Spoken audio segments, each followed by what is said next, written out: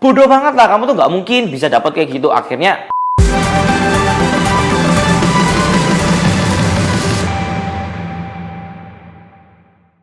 Hai, Antoni Darsono di sini. Nah, teman-teman, jadi hari ini aku pengen ceritain satu momen di mana hidupku itu berubah bumi dan langit.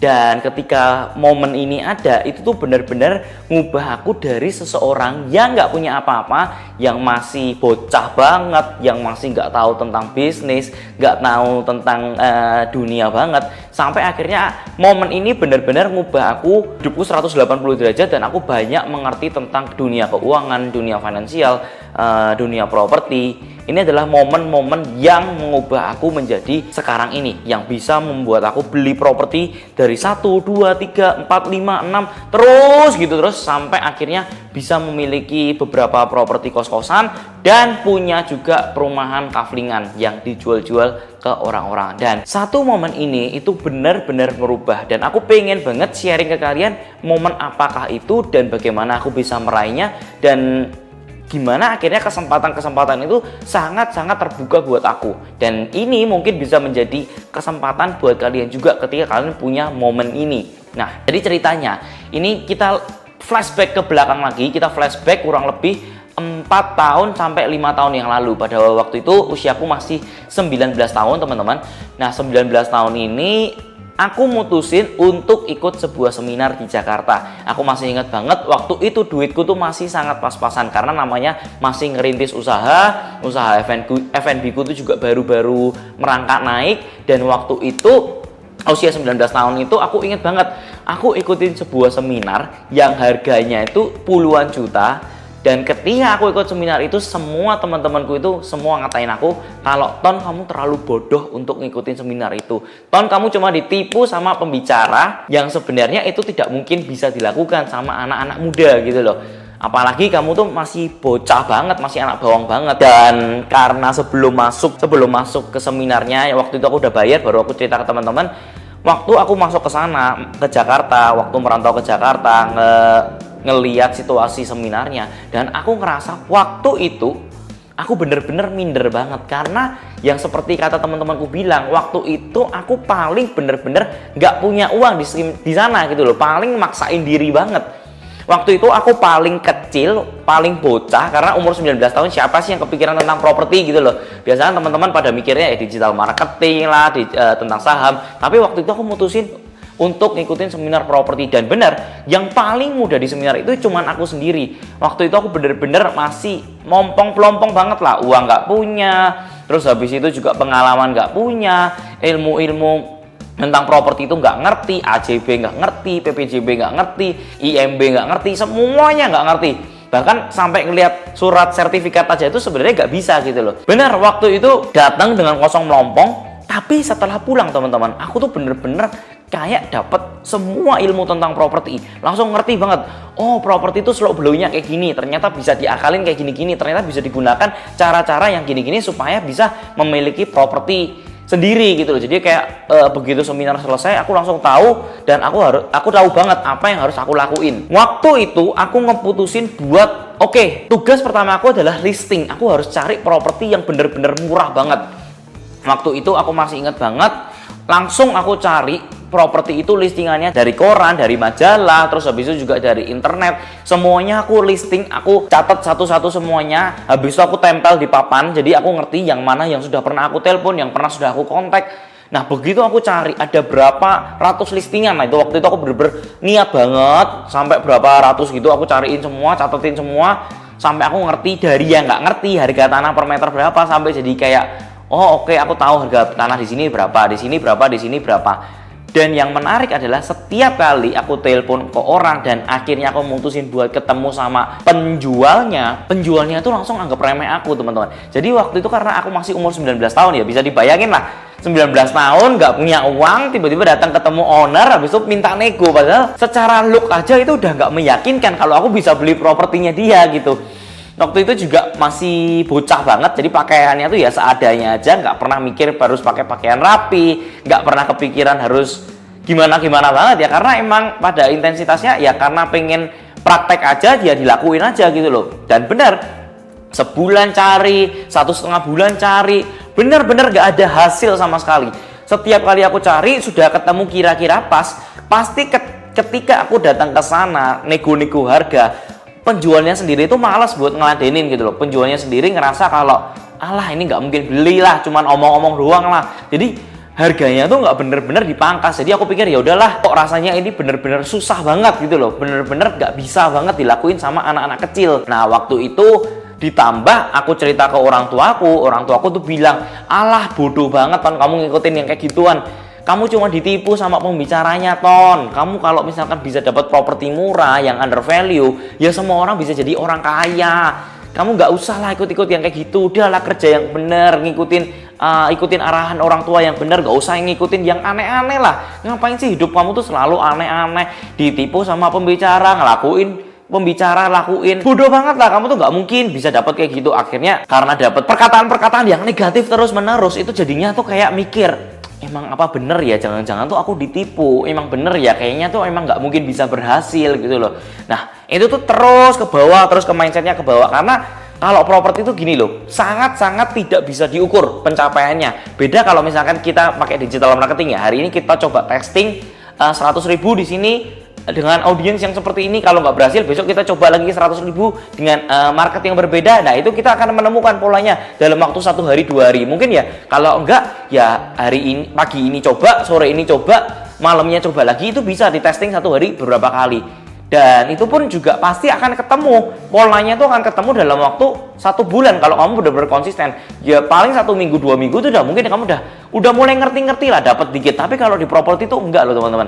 Kamu hanya 1 minggu 2 minggu nggak bakal dapat apa-apa, nggak bakal yang namanya bisa bener-bener ngerti seluk beluk properti itu seperti apa. Harus 1 bulan, 2 bulan, 3 bulan kamu bener-bener terjun, kamu bener-bener cari, kamu bener-bener survei, kamu bener-bener nego. Itu yang bener-bener diperlukan ketika kamu bermain properti.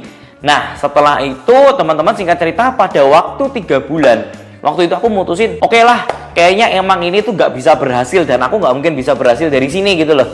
Nggak pernah ada progres apa-apa. Setiap kali ketemu, brokernya nggak percaya, makelarnya kayak nggak pengen ngasih listingan yang bagus karena kayak ya masih bocah banget. Terus sampai akhirnya aku 3 bulan itu bener-bener menyerah. Aku stop main properti, aku fokus sama bisnis aku sendiri. Nah terus habis itu kurang lebih 2 tahun lagi aku tuh ikut salah satu seminar juga, dan aku ngerasa waktu itu aku pengen banget main di properti. Aku masih pengen banget suatu saat nanti aku bisa pengen punya tower, aku bisa pengen punya kota mandiri sendiri. Itu tuh masih terbayang terus sama pikiranku, dan akhirnya aku mutusin buat udahlah, aku ikut 1 kali lagi seminar tentang properti juga, pembicaranya beda. Waktu itu juga sama, bayarnya puluhan juta. Nah waktu itu aku ikut, begitu aku masuk sama persis, ternyata waktu itu aku usia 21 tahun dan itu masih sama persis kondisinya. Aku masih adalah anak yang paling muda di sana dan yang paling miskin di sana juga. Nah jadi bener-bener kayak nggak nyambung banget gitu loh ketika diajak ngobrol sama orang-orang yang lain sudah punya ini, punya itu, punya ini, punya itu. Ya aku masih bisnis makanan kecil-kecilan gitu loh. Jadi kayak masih nggak nyambung banget. Tapi satu hal yang pasti, aku tuh kayak masih punya keinginan kecil gitu loh. Pengen punya properti di usia muda. Pengen suatu saat lagi punya apartemen yang bisa dijual-jual. Habis itu pengen punya kota mandiri, pengen bangun sebuah kota mandiri kayak Ciputra, itu pengen banget. Jadi kayak terbayang-bayang terus sampai akhirnya ikut seminar itu sekali lagi, terus habis itu kali ini bener-bener terjunnya itu jauh lebih serius. Waktu itu emang bener, waktu itu sebenarnya sama sih seriusnya waktu ketika aku pertama kali seminar sama yang kedua kali seminar, terjun di lapangannya itu bener-bener sangat-sangat serius. Tapi kali ini aku bilang ke partnerku, jadi aku punya satu partner. Waktu itu kan pertama kan aku gak punya partner, jadi waktu kalau sedih ya sedih sendiri, kalau capek ya capek sendiri. Nah yang setelah seminar kedua ini aku ngerasa oke, kalau mau main di sini, aku harus cari partner. Kalau nggak cari partner, rasanya tuh sangat-sangat sedih banget. Kalau nggak bisa ya gagalnya juga sendiri. Kalau dikatain orang ya dikatain sendiri. Tapi kalau udah punya partner, jadi tuh punya orang yang bisa dukung terus, yang punya sama-sama positif dan bisa kayak memilah-milah mana yang negatif, yang nggak perlu kita dengar, itu nggak usah didengar gitu loh. Kita saling menyemangati, kita kasih saling motivasi. Ton kita bisa suatu saat punya ini, bisa punya suatu saat punya itu. Nah itu yang menjadi bahan bakar aku untuk terus bisa hunting properti. Nah, waktu itu akhirnya aku punya satu ide, gimana caranya orang-orang kayak broker itu percaya sama aku, terus habis itu juga para penjual itu juga percaya sama aku. Nah, waktu itu aku sempet edit rekening aku gitu loh. Jadi rekening aku tuh ya aku edit kalau aku tuh punya uang miliaran rupiah. Nah, begitu itu aku kasih ke broker, oh brokernya langsung percaya gitu loh. Karena kalau enggak, ya masih kayak ngomong-blompong gitu loh. Aku tuh masih kayak anak muda banget, masih bocah banget, usia 21 tahun nyari-nyari properti kan kayak di mana-mana orang itu juga nggak percaya. Bahkan orang banknya pun juga nggak percaya gitu loh. Nah, sampai suatu saat akhirnya itu lucunya tuh gini. Sampai suatu saat itu aku cari ke broker 1, broker 2, broker 3. Ya semuanya waktu nggak percaya aku tunjukin rekening yang aku sebenarnya aku udah edit gitu loh, udah edit. Terus habis itu mereka kayak oke, mulai trusted, oke, anak ini ternyata punya uang nih, jadi nggak boleh aku sepelein. Nah, dia mulai berpikir seperti itu. Nah, setelah mulai trusted, habis itu dia itu ngasih listingan ke aku. Aku survei, dan kali ini listingannya tuh bener-bener sesuai dengan apa yang aku pinginin. Kalau dulu itu waktu nggak punya kepercayaan sama si brokernya tuh asal kasih sembarangan. Jadi mau rumah mahal, rumah murah, rumah yang terlalu gimana, semua dikasih semua. Tapi kali ini sudah disaring bener-bener yang bagus tuh kayak gimana. Sampai suatu saat ketemu sama seorang broker, ini tuh cewek. Waktu itu tuh aku ketemu dia sangat-sangat tidak sengaja. Aku cuma cari properti, nggak sengaja ketemu orang yang lagi bawain orang ngelihat properti di sebelahnya. Jadi ini properti incaranku. Nah, orang ini adalah orang yang ngebawain broker yang ngebawain orang untuk ngelihat properti yang sebelahnya ini. Nah, waktu itu aku iseng banget tanya ke dia, Bu, ada nggak properti yang kira-kira kriterianya ini. Nah, waktu itu dia ngerasa oke, ada Ton, kayaknya gini. Nah, itu waktu yang pertama ya, waktu seminarku yang pertama. Jadi aku pernah tanya ke dia dan dia kasih yang sembarangan itu. Nah, ada Ton, tapi sembarangan yang dikasih. Setelah 2 tahun kemudian aku ikut seminar kedua. Waktu itu aku bener-bener semangat banget dan aku kontak broker lamaku, termasuk broker ini. Nah, si ibu ini tuh aku bilang, Bu, ada nggak listingan yang aku minta, yang dulu aku pernah minta? Nah, terus dia bilang, oh ada Ton, ada yang bener-bener kamu pengen tuh ada. Dikasihlah properti listingan tersebut. Nah, momen itu tuh dimana akhirnya aku bener-bener menemukan sebuah properti yang bener-bener under value, bener-bener murah banget. Tapi tahu nggak teman-teman, sebelum akhirnya aku dapat properti itu, dia tuh bilang sama aku loh Ton. Dia bilang sama aku, kalau sebenarnya properti ini tuh pengen dijualin ke orang lain. Jadi properti itu sebenarnya sudah ada orang yang minat, tapi aku coba kasih ke kamu dulu Ton. Nah, aku tanya, loh kenapa sih sebenarnya kok kamu tiba-tiba ngasih ke aku gitu loh. Sebenarnya kan aku juga masih anak bawang banget. Ini ceritanya setelah beberapa tahun ya. Jadi setelah rumahnya itu berhasil aku jadiin kos-kosan, setelah udah jalan running berapa tahun, itu aku ngobrol-ngobrol lagi sama dia karena itu aku semakin dekat dan nggak nyangka orang ini tuh bisa ngasih properti aku yang under value itu nggak cuma satu loh teman-teman. Ada 3 atau 4 properti yang akhirnya bener-bener deal karena si broker yang sebenarnya nggak sengaja itu. Dan aku pernah flashback waktu itu aku ngadain seminar dan ketemu dia, aku bilang ke dia, Bu, sebenarnya kenapa sih kamu kok bisa percaya sama aku? Padahal kan aku masih muda banget, masih kecil banget. Nah, waktu itu dia bilang, iya Ton, soalnya aku ngelihat kamu itu semangat banget.